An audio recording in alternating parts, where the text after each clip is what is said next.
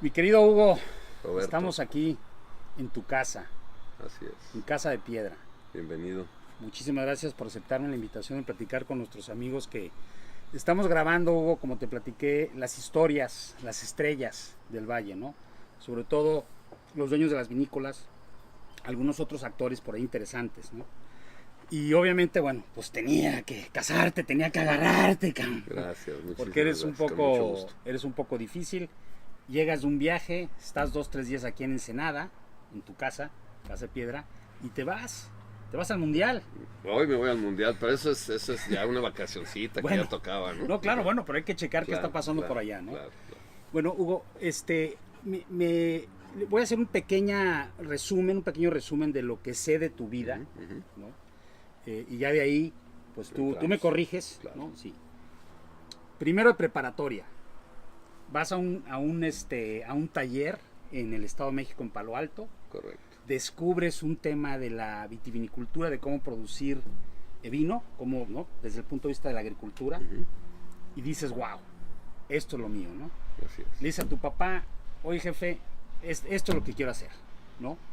Obviamente estudias agronomía, porque en ese momento en México no había otro tema para llegarle al tema de la uva, entonces pues estudias agronomía, el tema de la planta, te interesa, de ahí consigas tú Correcto. una beca que te vas a Montpellier, ¿no? Y que me gustó mucho cómo dijiste que te sobró beca, ¿no? Porque dices que ibas a Montpellier con el tema de estudiar producción y no sabías si investigación o inclusive educación, la cuestión Correcto. educativa, Ujú, ¿no? ujú. Y te enamoras de la producción, ¿no? Entonces te sobra beca porque tenías una beca larga, Así que es. era una bendición, tú mismo lo comentabas, y en eso pues también te vas a Torino, a Turín, ¿no? Así es. Te vas a Italia, entonces estás en Francia, te vas a Italia, entonces también pues estás allá en el tema de la producción, y de ahí te vienes a Martel, a México, Correcto. ¿va? Te vienes a... Qué precisión. Digo, nomás para el Muy contexto, bien, ¿no? exactísimo. Te vienes a Martel, Ujú. de repente haces ahí un comentario que no fue muy bien visto y sales de A la Martel, calle. Ajá. tú dices eso, Así es. que me encantó, y bueno, y llegas a Santo Tomás, ¿no? Sí, ahí me toca una época curiosa porque no había mucha actividad vitivinícola. Ok. Entonces, antes de Santo Tomás, me quedé un poco finalmente desempleado, ¿no? Éramos pocos enólogos, había menos trabajos que enólogos. Entonces me voy un tiempo a vivir a California. Ok, Este, porque esa busco- parte no la había escuchado, sí, ok. a trabajar en Napa, un poquito pues para seguir vigente, ¿no? Porque Claro, las claro. oportunidades en México se estaban cerrando y inclusive con la idea de irme a vivir allá, finalmente por la cuestión de papeles, yo iba mojado a Armani porque llevaba pasaporte pero no para trabajar, Mojado Armani. mojado a Armani, es decir, no Sí, crucé como sí, cruza sí, mucho la gente. cruzaste, pero no para trabajar, Exacto, ¿no? Sí, y sí, claro. y entonces después de estar prácticamente año y medio, me regreso con la intención de pues, volver a probar en México, me trato de hacer asesorías en Querétaro, sigue sin prender el tema del vino, y de ahí mi primer trabajo formal después de Martel en México, me voy a Vergel. A Vergel, ok. la parte de vinos, Ok, un ok. poquito asustado porque Vergel el corte era más bien el tema de brandis, Ok. pero tenía un área de vinos, Ok. entonces dije, bueno, pues va para reciclarme. Estuve ahí un poquito menos de 3 años. Ahí conocí a Gloria, mi esposa, y es de Torreón. Ella Ok, trabajaba en la ok. parte de relaciones públicas de Vergel. Nos casamos y justo recién casados, Vergel lo compra Bacardí. Y Ok. la primera decisión de Bacardí es quitar todos los vinos de mesa, Órale. por lo cual Hugo se vuelve a quedar sin chamba, ¿no? Y coincide que me llaman a Santo Tomás. Te llaman a Santo Tomás. Así es. Entonces estás en Santo Tomás, esos son el 88 más o menos, 12 de diciembre de 1988, hasta el 2000. hasta el 2000, Ok, correcto. y esa es la primera pregunta que te quiero hacer. Quiero que me platiques del Lugo del 2000. O sea, después de todo este recorrido, todo lo que platicamos, toda esta cuestión de tu amor por la producción, ya estuviste en varios países, estuviste en una de las vinícolas en ese momento más importantes. Tú mismo comentas que te dan mucho juego de poder hacer cosas ahí en Santo Tomás, pero ya empieza tu proyecto personal. Pero ese Hugo del 2000, ¿qué te apasionaba? O sea, ese Hugo, platícame de ese Hugo de hace 18 años. Mira, tiene un ligero antecedente. Yo, después de la época tan bonita que vivimos en Santo Tomás, como era normal, pues las inquietudes seguían creciendo, ¿no?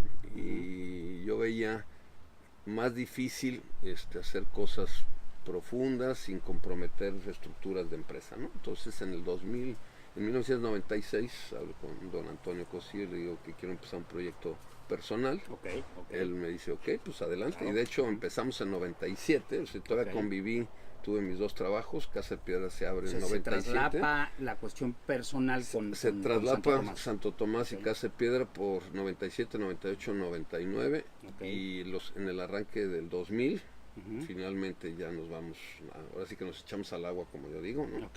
Y fue un poquito, varias cosas que viéndolas en el tiempo interesantes. Por un lado, a lo mejor el miedo natural de decir, bueno, ya me independizo al 100%, y yo tenía como muchas ganas que algunos proyectos de Santo Tomás tuvieran mayor continuidad. Entonces yo más que poner una fecha de retiro, pues puse una lista de actividades que me gustaría. Que podías seguir dándole seguimiento de alguna manera. Y que realmente tenía un interés que no desapareciera. Claro.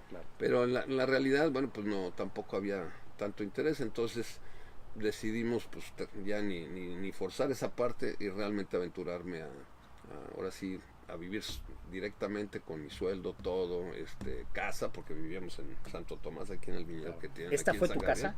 ¿Casa de Piedra fue tu casa? Sí, mi Casa de Piedra fue mi casa. De hecho, la construcción inicialmente, cuando compramos el terreno, fue para hacer una casa.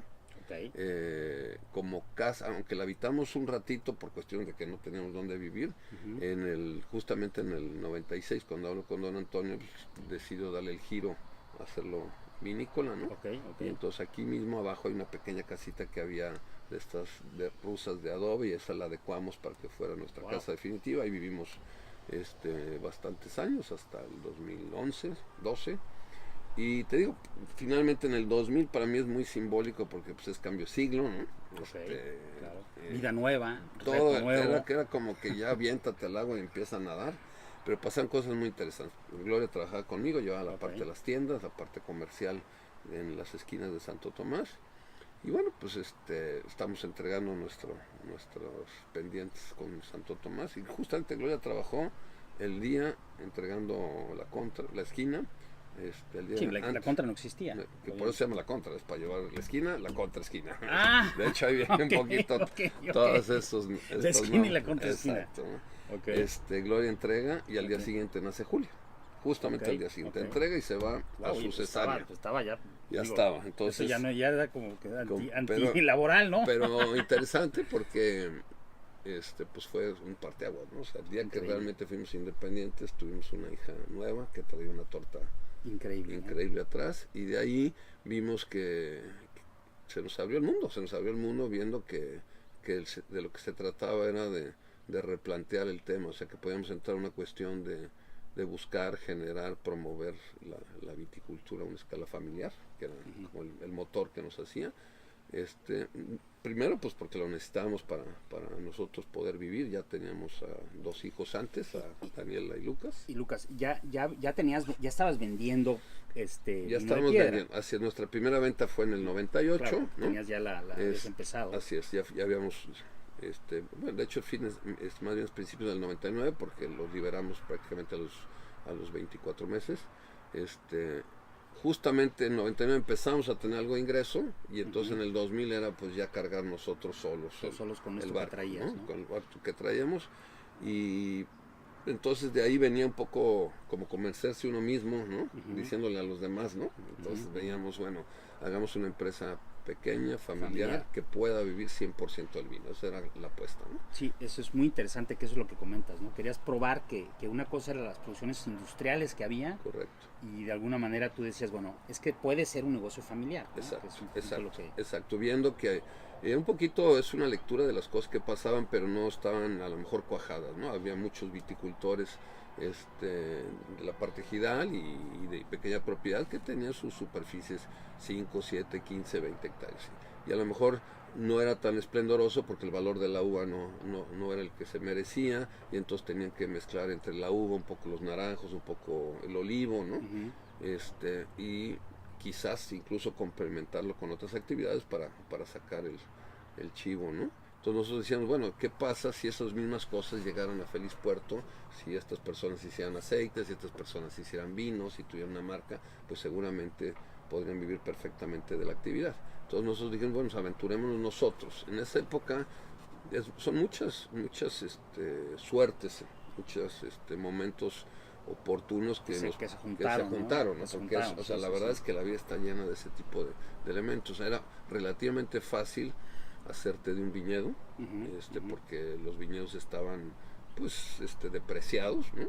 Y la gente la uva no valía y por el valor de la uva, ¿no? Por lo tanto, pues el agricultor no veía un interés en esto, entonces era relativamente fácil comprar un viñedo o rentarlo. En nuestro caso empezamos rentando porque no teníamos el dinero para comprarlo, pero pues rentarlo era maravilloso, ¿no? Si lo ves ahorita en retrospectiva, ¿no? Claro. Y decir, ¿sabes qué? Pues réntame tu viñedo y voy a tener uva, pues cualquiera de los productores actuales dirían, wow, pues así que chiste, ¿no? Porque ahorita tienes que hacer fila para que te vendan uva y a unos valores en dólares que no necesariamente lo. Y luego el agua, ¿no? Y luego el tema del agua, ¿no? Entonces, esa coyuntura nos permitió atrevernos y decir, bueno, hagamos vino, ¿no? Hagamos un vino de escala familiar, tratemos de posicionarlo de una forma que permita sobre todo generar una tendencia, una personalidad.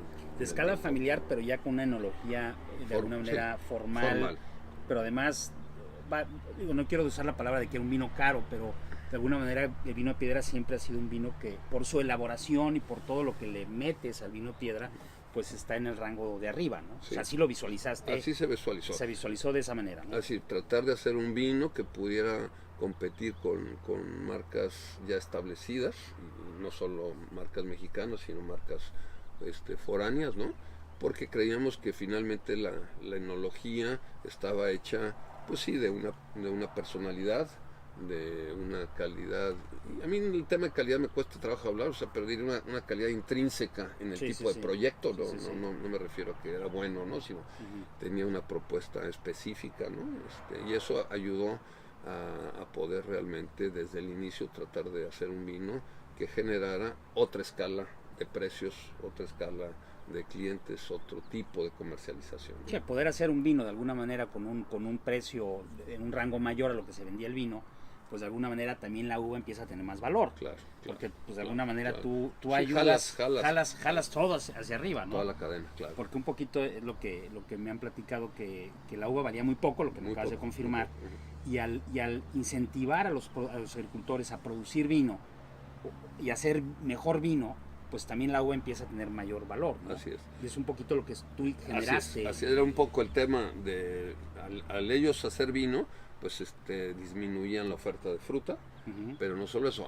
al momento de hacer vino, independiente de que quitaste la oferta, también permitía que con una buena calidad de productos ellos mismos posicionaran su uva, no tanto porque ya no estaba ofertada, sino porque realmente había viñedos de muy buena calidad. Claro, y además digo, ya para qué te vendo la uva Domeco, te la vendo a ti, gran productor mejor yo voy a hacer, ¿no? Porque hago mi producto, ¿no? Entonces de alguna manera ya cambia la situación. En la cata vertical de la semana pasada, que tuve el privilegio de estar ahí contigo en Tijuana, mencionabas que en este proyecto una de las cosas que tú tratabas de hacer era no estorbarle a vino de piedra, ¿no? O sea, que realmente estás tú siguiendo una fórmula cada año, y que si podemos hacer en esa cata vertical, nos comentabas, tú tenías que probar qué pasó en cada año en el vino de piedra 2011, 2012, 2013, 2014, ¿no? Porque en ese caso tú como enólogo hiciste la primera fórmula y esa es la que has repetido todos los años. Tratas de llevarla lo más fiel posible. Sí, con algunos cambiitos que hay por ahí, pero realmente así es, tu cabernet con tu tempranillo, ¿no? Correcto. Y lo que sucede ahí es que también son aprendizajes, ¿no? O sea, en la época que empezamos había mucho esta idea, a lo mejor el 97 no es el caso, pero cuando estamos en el 2000, 2002 empieza todo este tema. Hoy, pues que las vinícolas boutique y que los enólogos insignia y este tipo de cosas.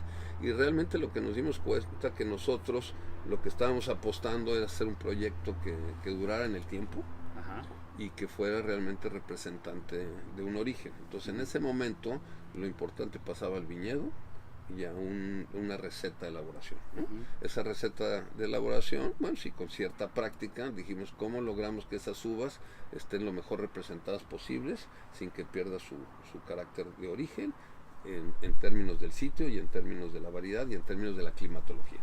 Entonces te das cuenta que la parte enóloga personal pasa a segundo término, Claro. porque lo que quieres tú es que esto tenga una continuidad en el tiempo, a medida de ser uno un cuidador de uvas y no un elaborador de vinos, ¿no? Entonces Claro. pasa tu persona a segundo término, y eso ayuda a que, en mi opinión, el proyecto tenga una posibilidad de mantenerse generacionalmente, ¿no? Claro, y ahorita platicabas, ¿no? Lucas, tu hijo, imagínate qué interesante en 50 años, que posiblemente tú vas a estar aquí todavía. En una silla de ruedas vamos a estar, pero Aquí vamos a sé que tratar, vamos a andar, vamos a tratar. ¿no? Y que tengamos, que Lucas pueda tener esa cata vertical o ese Claro, archivo histórico claro. de este terruño, Claro, ¿no? Con la misma fórmula. claro. Ahora, esa es una manera de hacer vino, porque Sí. también te preguntábamos en la cata vertical, y bueno, tú comentaste que tienes obviamente otros vinos donde ya no es ese Sí, la fórmula, el ¿no? mercado, o la elaboración tiene un mundo, como todo en la vida, pendular, ¿no? Hay este tema de un alta respeto sobre el origen y las características de sitio, independientemente del resultado de sabores. Y hay lo que se llaman vinos clase mundial, donde tú estás apostando a los sabores dominantes, a los sabores atractivos que el consumidor de vino está buscando, que es una frutalidad, una cantidad de roble, una corpulencia, un equilibrio, etcétera, etcétera. Entonces, pues esos son los dos universos, ¿no? Los dos universos son muy válidos y tienen clientes ambos dos, y de hecho yo creo que los proveedores de vino, como los coleccionistas de relojes, pues les gusta ver una gran variedad, una ¿no? gran variedad, y la diferencia entre una que otra, o sea, no se trata de escoger, sino ver todo lo que se puede hacer. Entonces, ahí está esta enología, donde la apuesta es a la construcción de un producto clase mundial que represente un sabor atractivo, comparable con otros productos del mundo, en función de sus sabores, ¿no? Porque tienes desde vino de piedra hasta el proyecto 125, ¿no? Correcto. Uh-huh. O sea, el proyecto 125 es todo, vale un precio, ¿no? Todo vale un precio. Todo vale un precio así es. de diferentes mezclas, de Correcto. diferentes, pero todo vale un precio, ¿no? Así Entonces, esa es la gama, pues, de productos que puedes hacer, ¿no? Sí, esto ha salido un poco por dos cosas. Uno, del momento que Casa de Piedra, en su filosofía, te atrapa, pues te quedan muchas inquietudes enológicas por hacer. Entonces dije, bueno, para no tener tentaciones en Casa de Piedra, empezamos otros proyectos donde se podían hacer, pues, o más experimentación, Sí, o claro, tipo de vinos, ¿no? Y entonces lo que hemos hecho es participar en diferentes proyectos, tratando que cada uno tenga una personalidad específica y que finalmente generen una complementariedad sobre lo que está pasando en el vino. Desde el 125, que lo que busca es volver cotidiano, accesible el producto. Nuevos consumidores, ¿no? Porque no vas a empezar con una piedra, vas a empezar con un 125. Hasta, por ejemplo, un intermedio, donde la apuesta es la comparación de terruños, como es el caso de Paralelo, Ensamble, Arenal o Colina. Entonces cada uno le puede sacar una propuesta, que, si bien es cierto, sigue estando ligada al respeto de un ingrediente de origen, pero con interpretaciones un poquito ya más atrevidas, ¿no? Me encantó ayer, en una entrevista que te hicieron, hablabas de tu proyecto Contraste, y hablabas del contraste intercontinental, creo que es el que haces con California, con Wentle y... Continental es California, intercontinental es con Francia. Entonces, en el con California, hablabas que de alguna manera estabas tú explorando hacer una denominación de origen, pero sin límites. Claro. ¿No? Y les decías, bueno, es que es cuestión de óptica. Así es. ¿No? Porque a final de cuentas, si tú ves desde arriba, pues la denominación de origen es la Tierra. Que decimos denominación troposfera. No, troposfera, así ¿no? Así es. Entonces, qué increíble concepto. O sea, ¿cómo...? Mira, yo lo que creo es que, si bien es cierto, México y Baja California tienen un historial vitivinícola importante, lo que estamos viviendo es como una propuesta nueva, contemporánea. Entonces, creo que los que estamos participando en esto tenemos que ser mucho más atrevidos en hacer propuestas mucho más frescas, claro, que complementen las cuestiones más tradicionales, más ortodoxas del mundo del vino. Una de ellas es quizás entender lo que significa la verdadera globalización, el verdadero intercambio no solo de materia prima, ingredientes, sino culturas, ¿no? Entonces, de ahí sale un poquito esta idea. Con los proyectos de haber salido a hacer vino a Francia y a Australia, tú dices, bueno, ¿qué pasa realmente cuando uno se mueve, ¿no? Bueno, pues igual le pasa a uno cuando viaja o cuando un cocinero migra a otro lugar. Entonces, entender que la verdadera globalización va a estar ligada al entendimiento. Yo digo que es como una matriz amplia donde tienes el sitio, donde tienes la persona, donde tienes el momento, donde tienes la cultura. Eso es como un jueguito de estos de los cubos, ¿no? Y que vas armando, que vas armando relacionando. y que finalmente representa un origen. No es el origen en la lectura tradicional, pero es otro origen. O sea, qué tan originales somos nosotros como mexicanos, o qué tan originales vamos a ser como ciudadanos del mundo en los próximos 20 años. Bueno, para mí poco importa.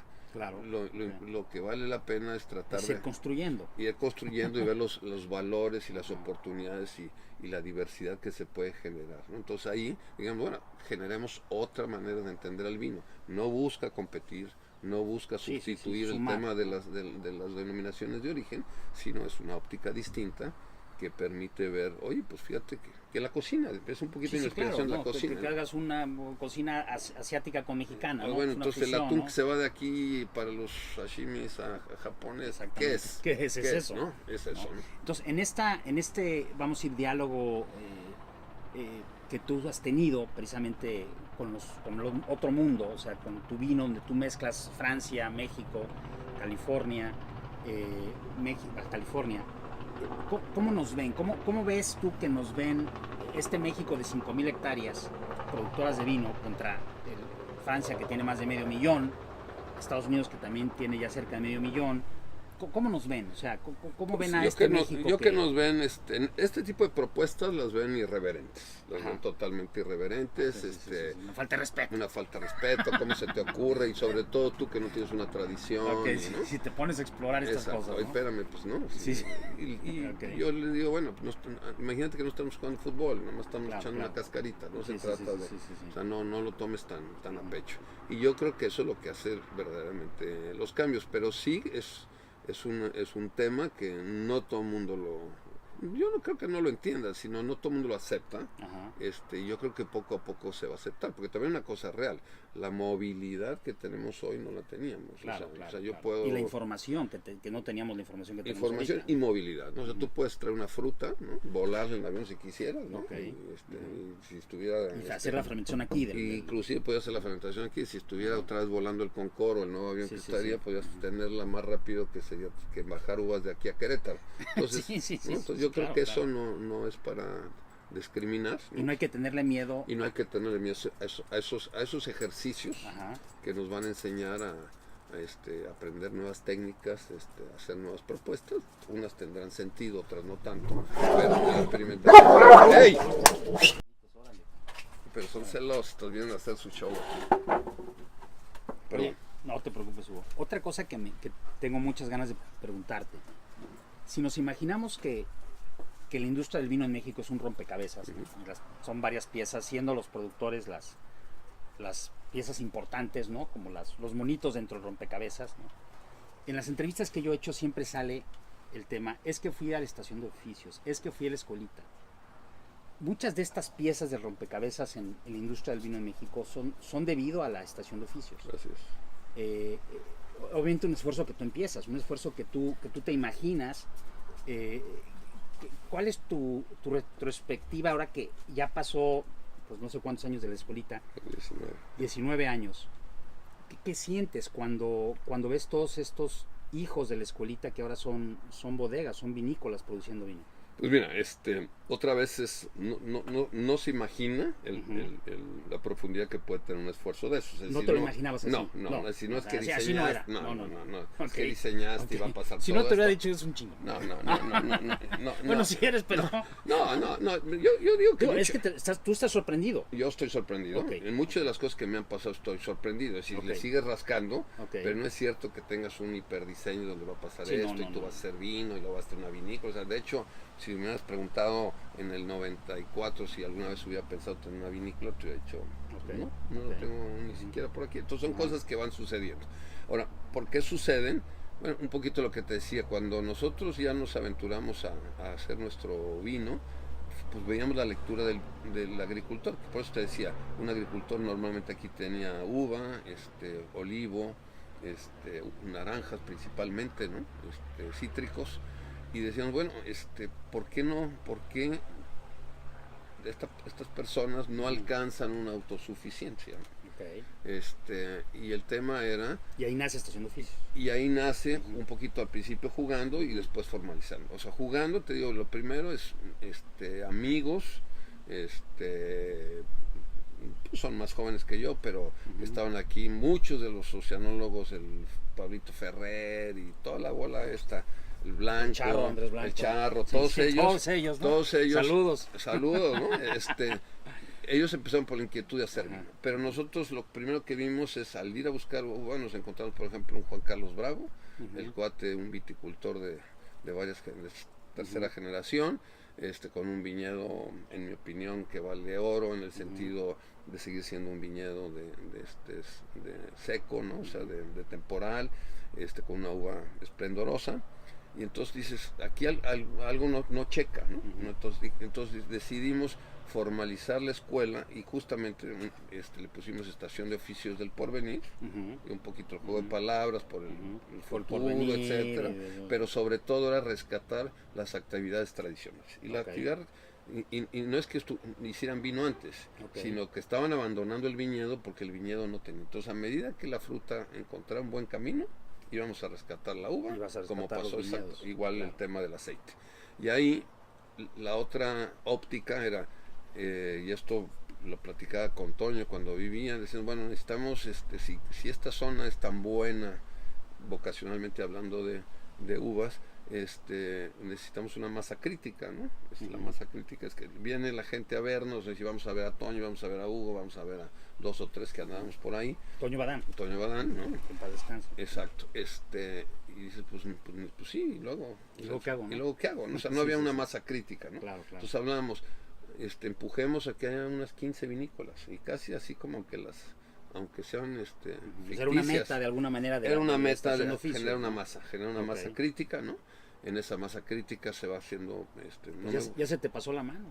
Ya es un chico, sí, se hace, no me gusta la palabra, pero es muy de este tipo, se va haciendo un círculo virtuoso, ¿no? Claro. Que va generando que la gente se anime, y creo que lo padre de la estación es que finalmente es como encontrar en la estación, no en nosotros, sino en la actividad a su alrededor, es encontrar un terreno fértil que si tiras una semillita crece. Claro, es decir, ya estaba, era más bien un tema de acomodo, de facilitar las cosas más que de mucha profundidad de creatividad. Era realmente abrir espacios para que sucedieran cosas que estaban ahí un poquito atrapadas, ¿no? Y entonces por eso creo que crece tan fuerte y tan rápido, porque es como, oye, pues vamos a juntarnos a comer, y pues resulta que tú eres buenísimo para la comida y yo traigo los vinos.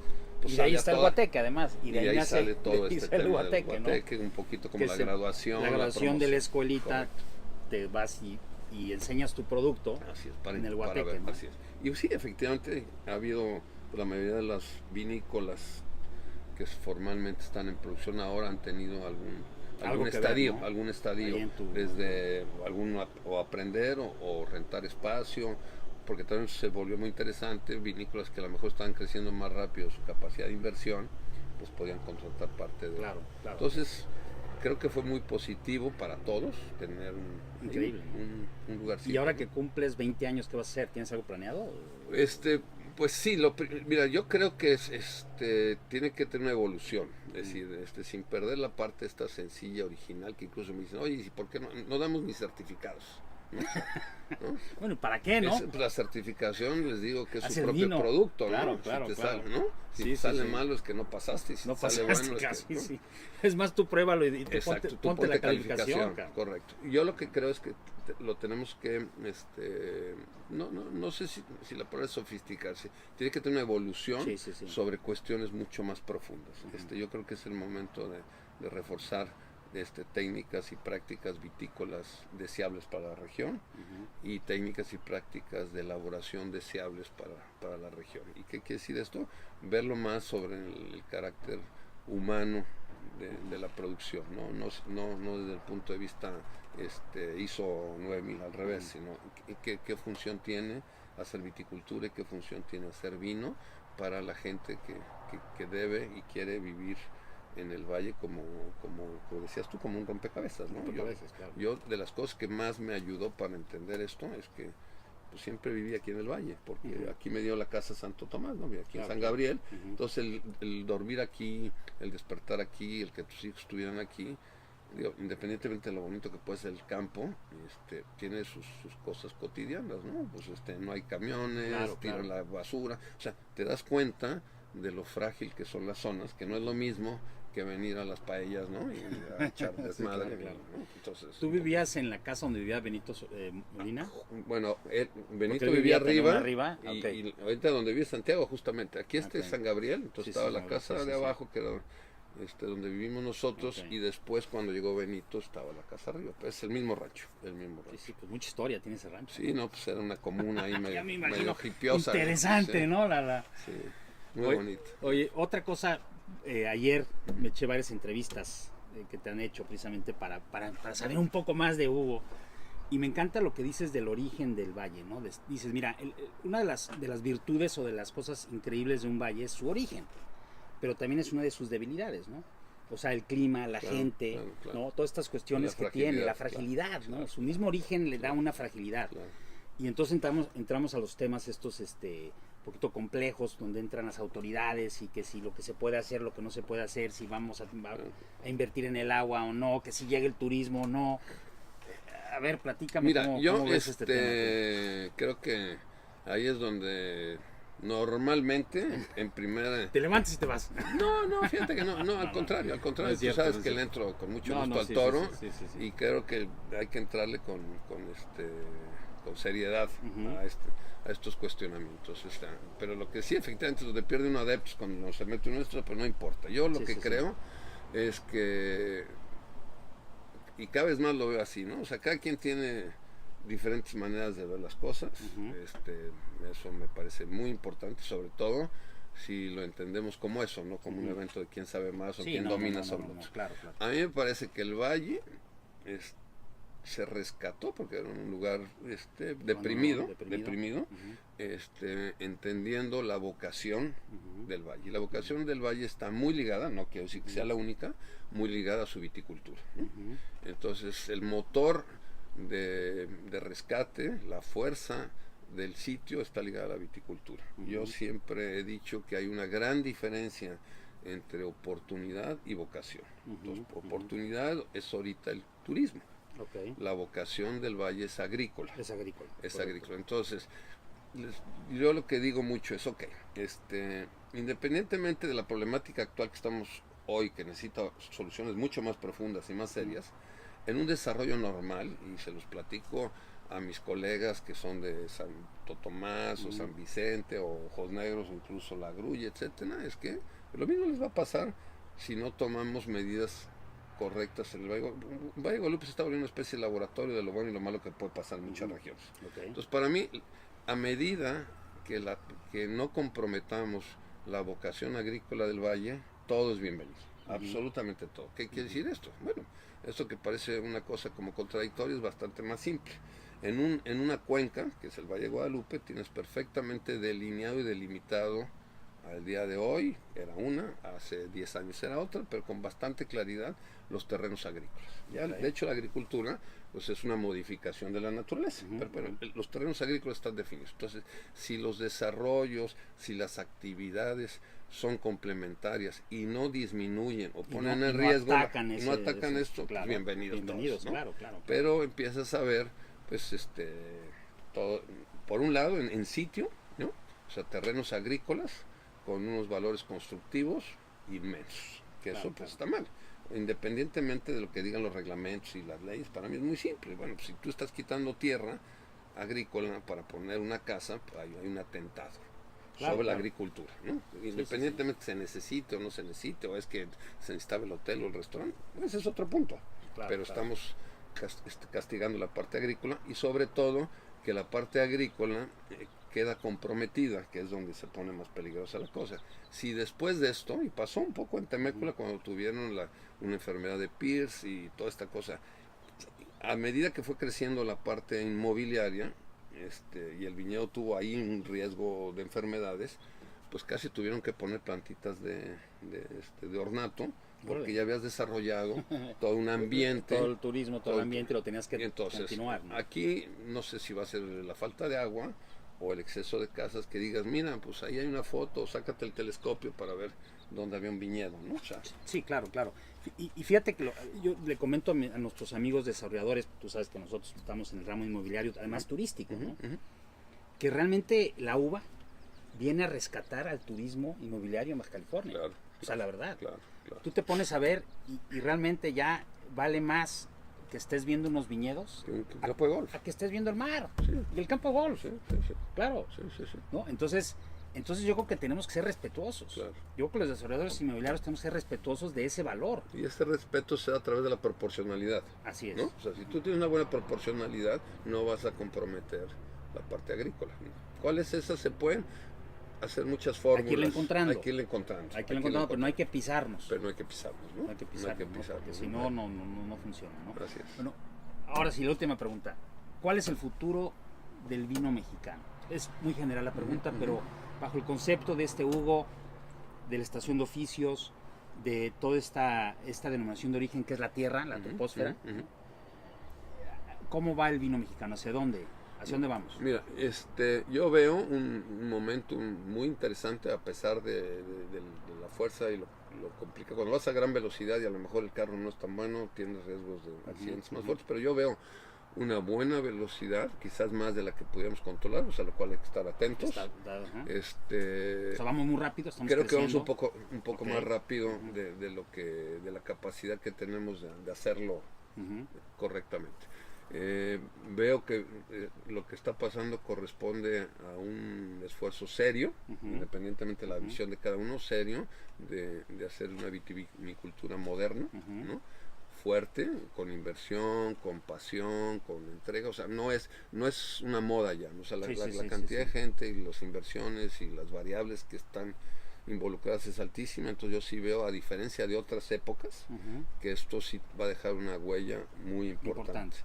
Y esa huella va a perdurar en el tiempo a medida que encontremos este equilibrio. Este equilibrio tiene que ver cómo entendemos Baja California y cómo crece la vitivinicultura fuera de Baja California, para que, como platicábamos al principio, disminuya la presión y enriquezca la oferta del vino mexicano. O sea, que crezcan los otros valles, deben los de crecer estados. Deben de crecer los otros valles, como un tema de complementariedad, para que seamos un equipo de 11 jugadores y no aquí un chicharito suelto, ¿no? Un chicharito aquí en Baja California, ¿no? Entonces se necesita, y creo que sí se debe generar la complementariedad. Toda la complementariedad se va a dar también cuando los estados, ¿no? Ya están creciendo o proponiendo estados que existían, Querétaro, Guanajuato, Chihuahua, Coahuila, Zacatecas, etcétera. Le están entrando con ganas. Le están entrando con ganas de distinta forma, que es muy válido. Vean que lo que tienen que hacer es su propia historia, ¿no? Porque la manera natural es decir, bueno, pues vamos a bajarle unas botellas a Baja California. Tráiganse Hugo. Sí, no tienes que comprar, porque incluso ahora sí que una cosa es el mole de Oaxaca y otra cosa es la langosta de Rosarito. Claro, o sea, son diferentes. dos cosas completamente distintas. Entonces yo creo que a medida que la gente vea que el tema es mucho más entender su sitio que lo que está pasando alrededor, esto va a crecer muy bien, de mejor manera, y a medida que tengamos, yo digo, mejores patas para una mesa más grande, pues más sólido va a ser lo que va a pasar. Entonces, si se hace eso, México va a tener no solo una mejor viticultura, sino realmente sí veo como ha cambiado la vida en México en muchos sentidos, con los jóvenes, que esa es quizás la parte más interesante. En los países tradicionales, Francia, España, Italia, los jóvenes toman menos vino. En todos. Es decir, porque ya están hartos de los papás, vete a saber por qué. En México, la juventud está interesada por el vino. Hay la limitante económica del país, pero un joven que tiene la posibilidad, hay un interés por el vino. Entonces, pues es un mundo ideal. Tienes un país de jóvenes interesados en el vino con una potencialidad territorial importante. Entonces ahí pareciera que es como para que dentro de no sé cuánto tiempo fuéramos la hiperpotencia. Yo creo que no vamos a ser la hiperpotencia porque vamos a ser potencia. Vamos a ser potencia. Con la proporción que nos corresponde. Claro, ok. Y ahí me gustaría pues que realmente el vino sí fuera un elemento una real. Una bandera y un elemento real de nuestra cultura cotidiana, ¿no? Aquí en Baja California se entiende eso bastante porque, bueno, pues somos... Sí, pues, estamos aquí y lo hemos vivido, ¿no? Lo hemos vivido, pero es muy cómodo, o sea, es muy cotidiano, claro. ¿no? Independientemente que ha agarrado un poquito la sangronada glamurosa y todo el mundo le da vuelta a la copa, sí forma parte de una cultura, ¿no? Entonces, a medida que nuestros alimentos, nuestra gastronomía, nuestra oferta a visitantes para que veas que no estamos en contra del turismo, a visitantes y gente en general tenga en la cultura cotidiana el vino, va a ser muy positivo, ¿no? Claro. Mi querido Hugo, te agradezco mucho las palabras, la invitación por platicar contigo esta charla. Espero que no sea la última vez que nos podamos sentar aquí a platicar. Cuando gustes. Quería tener esta primera plática contigo porque te felicito, mi querido Hugo, y yo que soy privilegiado de conocerte, de ser tu amigo, de mucho tiempo. aunque no nos vemos mucho, pero hemos estado ahí, tú en el tema del vino, nosotros en el tema del desarrollo inmobiliario. Y pues te felicito, por lo que has hecho. Es tu casa, cuando quieras, Roberto, aquí estamos. Queridos amigos, aquí estamos con Hugo da Costa. Muchas gracias.